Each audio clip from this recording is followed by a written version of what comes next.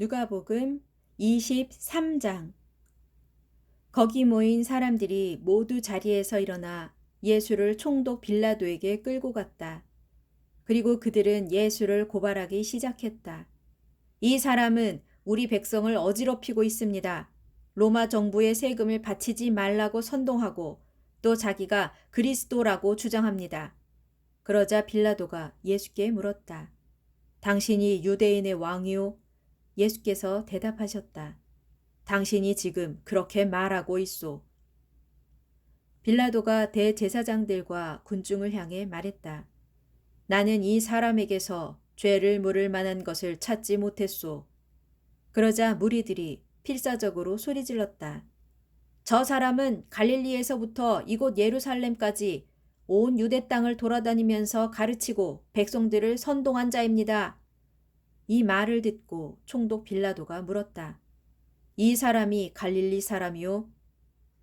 빌라도는 예수가 분봉왕 헤롯의 관할하에 있었다는 것을 알고는 예수를 헤롯에게 보냈다. 그때 헤롯은 예루살렘에 와 있었다. 헤롯은 예수를 보자 매우 기뻐하였다. 그는 오래전부터 예수에 대해 많은 이야기를 들어온 터라 예수가 기적을 행하는 것을 직접 보고 싶었기 때문이었다. 그래서 헤롯은 예수께 이것저것 많은 것들을 물어보았지만 예수께서는 아무런 대답도 하시지 않았다. 그리고 대제사장들과 율법 교사들은 곁에 서서 예수를 맹렬하게 고발하는 말들을 했다. 그러자 헤롯은 자기 병사들과 함께 예수를 모욕하고 조롱한 후 예수에게 화려한 옷을 입혀서 빌라도에게 되돌려 보냈다. 헤롯과 빌라도가 이전에는 원수처럼 지냈으나 그날에는 친구 사이가 되었다. 로마 총독 빌라도가 대제사장들과 율법 교사들과 백성들을 불러 모으고는 그들에게 말했다. 당신들은 유대 백성들을 반역하도록 선동한다는 이유로 이 사람을 나에게 데리고 왔소. 그래서 당신들이 보는 앞에서 이 사람을 신문했지만 죄를 물을 만한 것을 찾지 못했소. 헤롯 역시도 나와 같은 결론에 도달하여 예수를 우리에게 되돌려 보냈소. 아무래도 이 사람은 사형을 받을 만한 일을 저지르지 않았소. 그러니 나는 이 사람을 매질하게 한 후 풀어주어야겠소. 해마다 명절이 되면 총독은 백성들이 원하는 죄수 하나를 풀어주는 관례가 있었다. 그러자 그들은 일제히 큰 소리로 외쳤다. 이 사람을 죽이고 바라바를 풀어주시오. 바라바는 로마 정부에 반대하여 예루살렘에서 폭동을 일으키고 사람을 죽인 혐의로 당시 감옥에 갇혀있는 소문난 죄수였다. 그래도 빌라도는 예수를 풀어주고 싶어서 다시 한번 그들에게 자기 뜻을 밝혔다. 하지만 그들은 더욱 크게 소리쳤다. 그 자를 십자가에 못 박으시오. 그 자를 십자가에 못 박으시오. 빌라도가 세 번째로 그들에게 말했다. 왜들 이러시오? 도대체 이 사람이 무슨 죽을 죄를 저질렀단 말이오? 나는 그에게서 사형에 해당되는 죄를 전혀 찾지 못했소.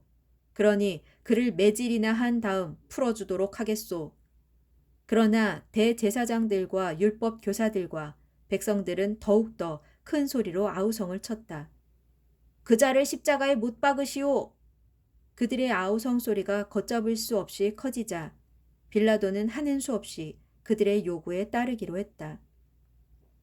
그리하여 폭동과 살인 혐의로 갇혀있던 바라바를 풀어주고 예수는 그들의 뜻대로 하도록 그들의 손에 넘겨주었다.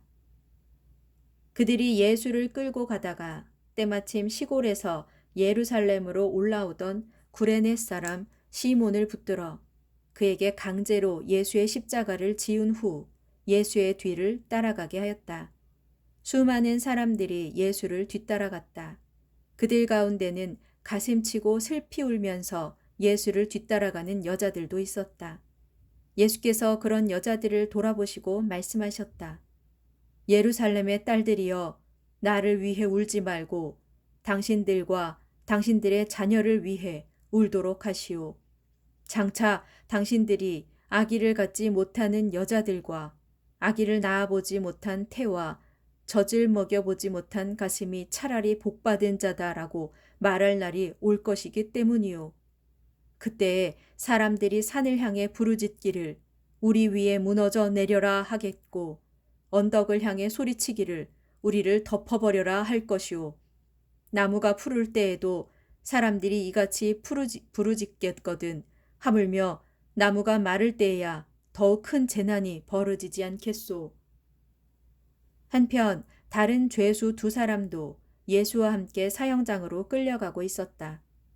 해골이라 불리는 곳에 다다르자 군병들은 예수를 십자가에 못 박아 가운데에 세우고 두 죄수도 십자가에 달아 예수의 양 옆에 세웠다. 그때 예수께서 말씀하셨다. 아버지, 이 사람들을 용서해 주옵소서. 그들은 지금 자기들이 무슨 일을 하고 있는지조차 알지 못합니다. 십자가 밑에서 군병들은 제비를 뽑아 예수의 옷을 나누어 가졌다.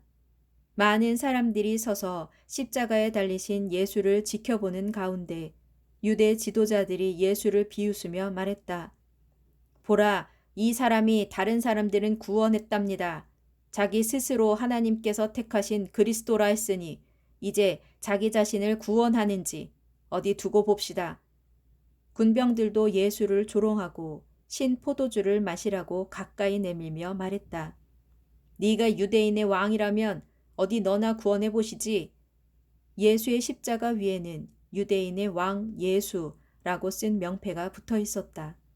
심지어 곁에 매달린 한 죄수조차도 예수를 비난했다. 너는 그리스도가 아니냐? 이제 너도 살리고 우리도 구원해보라. 그러나 다른 한 죄수가 그 죄수를 꾸짖으며 말했다. 너도 똑같이 십자가형을 받고 있으면서도 하나님이 두렵지도 않느냐? 우리가 저지른 죄로 인해 마땅히 받을 벌을 받는 것이지만 이분은 아무것도 잘못한 일이 없다. 그리고 예수를 향해 말했다. 예수님, 당신의 나라에 들어가실 때 저를 기억해 주십시오. 예수께서 그에게 대답하셨다. 내가 진정으로 당신에게 말하겠소. 당신은 오늘 나와 함께 낙원에 있을 것이오. 낮 12시쯤 되자 어둠이 온 땅을 덮더니 오후 3시까지 계속되었다. 태양은 빛을 잃었고 성전 안의 두터운 휘장은 두 쪽으로 찢어졌다. 그때 예수께서 큰 소리로 외치셨다. 아버지여, 제 영혼을 아버지의 손에 맡깁니다. 이 말씀을 하시면서 예수께서 마침내 십자가 위에서 숨을 거두셨다. 로마 군대의 백부장이 이 일을 지켜보고 있다가 하나님을 찬양하며 말했다. 이분은 참으로 의로우신 분이었구나. 구경하러 모여든 사람들도 그 일어난 놀라운 일들을 보고는 모두 가슴을 치며 집으로 돌아갔다.